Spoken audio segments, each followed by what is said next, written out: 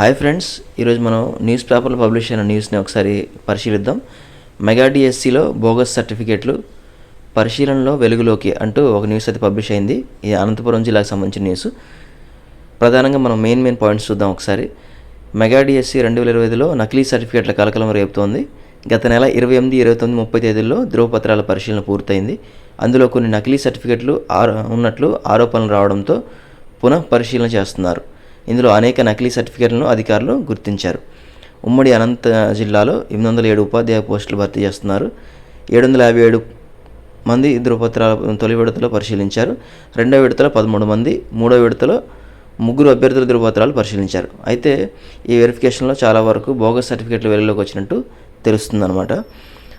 So next మనకి ఇందులో main అధికారులు ప్రధానంగా ఏది జెన్యూన్ సర్టిఫికేట్, ఏది ఫేక్ సర్టిఫికేట్ అని తేల్చుకోలేక చాలా పాటలు పడుతున్నట్టు మనకి న్యూస్ పబ్లిష్ చేశారు. ఒక అభ్యర్థి అయితే ఈడబ్ల్యూఎస్ సర్టిఫికేట్ సమర్పించారు. ఆ అభ్యర్థి కుటుంబానికి ఆన్లైన్లో 11 ఎకరాల భూములు ఉన్నాయి, కానీ పట్టా పాస్ పుస్తకంలో 3 ఎకరాలు మాత్రమే ఉంది. రెవెన్యూ అధికారి 3 ఎకరాలు ఉన్నట్లు సర్టిఫై చేశారు. అసలు సర్టిఫికేట్ ఏదో గుర్తించలేక అధికారులు తలలు పట్టుకుంటున్నారు. ఇక రెండో కేసు వచ్చేసి దివ్యాంగుల సర్టిఫికేట్లు 24 మంది సమర్పించారు. మెడికల్ బోర్డు అధికారులు పునః పరిశీలన చేశారు. దరఖాస్తులు 80% ఉండగా పునఃపరిశీలనలో 20% మాత్రమే వికలత్వం ఉన్నట్లు పేర్కొన్నారు. దివ్యాంగుల సర్టిఫికేట్లో ఎక్కువగా నకిలీలున్నాయి. ఓ అభ్యర్థి డిగ్రీ మార్కులు 56% వచ్చాయి, కానీ ప్రొవిజన్ సర్టిఫికేట్లో తృతీయ శ్రేణిలో ఉత్తీర్ణత ఉన్నట్లు పేర్కొన్నారు.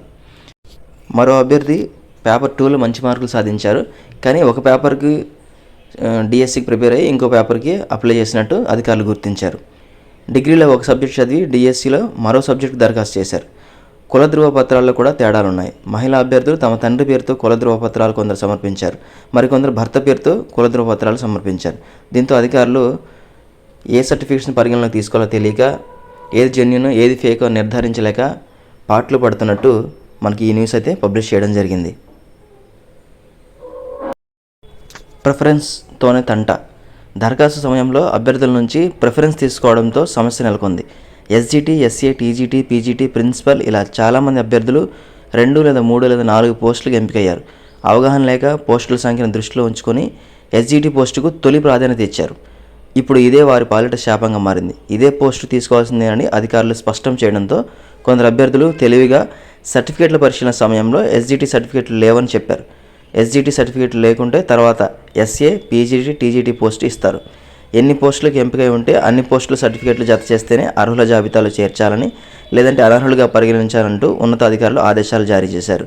దీంతో అధికారులు ఆయా అభ్యర్థుల వెంట పడి మరీ సర్టిఫికేట్లను తెప్పించుకొని రీవెరిఫికేషన్ చేశారు. సో ఇలాంటి రకరకాల కారణాలు ఉండడం వల్ల మనకి సెలక్షన్ లిస్ట్ జారీ చేయడంలో జాప్యం జరుగుతున్నట్టు తెలుస్తుంది.